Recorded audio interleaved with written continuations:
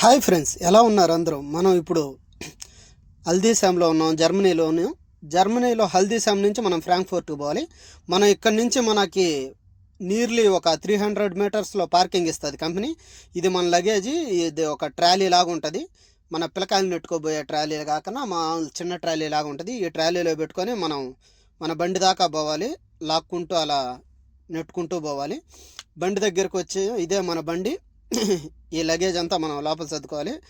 ఈ మంచు వల్ల బండి అంతా ఐస్ కట్టేసింది బాగా. ఖచ్చితంగా హీటర్ వాడకపోతే మనం బాగా ఇబ్బంది పడతాము.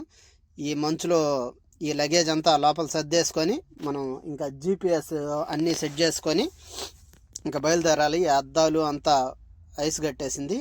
మనకి ఇక్కడ హీటర్లు బాగానే పనిచేస్తాయి, అందువల్ల ఇబ్బంది లేదు. మనకి ఇది కంపెనీ ఫోను.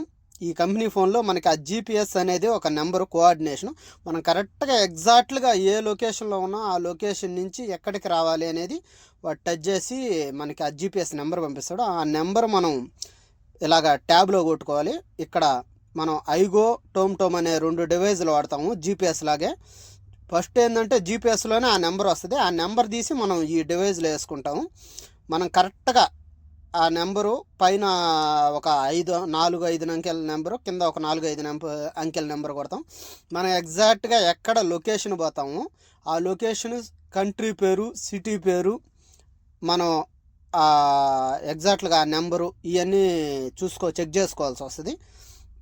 మనం ఇవన్నీ నెంబర్ కొట్టిన తర్వాత ఓకే చేసుకొని ఇంకొకసారి మన కంపెనీ ఫోన్లో ఏ అడ్రస్ వచ్చింది, ఎక్కడికి వెళ్తున్నాము అనేది మనం ఓకే కొట్టుకుంటే మనకి ఎగ్జాక్ట్గా కనిపించేస్తుంది. అదిగోండి, ఫ్రాంక్ఫర్ట్కి పోవాలి మనం, ఫ్రాంక్ఫర్ట్ ఎయిర్పోర్టు. ఇంకొకరంతా జూమ్ చేసామంటే ఎయిర్పోర్ట్ అనే పేరు కూడా అవపడద్ది.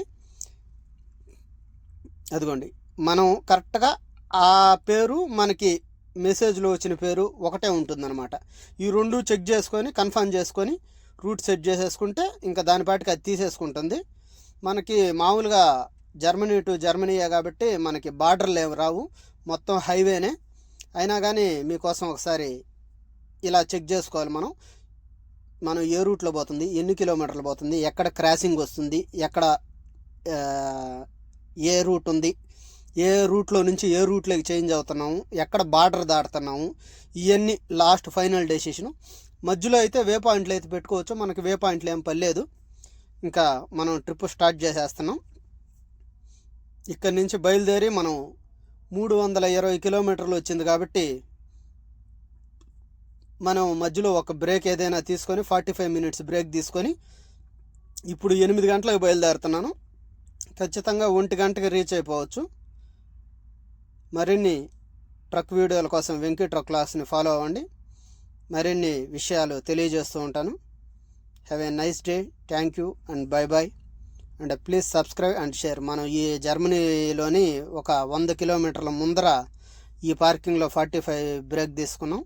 పోయిన తర్వాత మీకు అన్లోడింగ్ ఎలా జరిగింది, అక్కడ ప్రాసెస్ ఏంది అనేది కూడా తెలియజేస్తాను.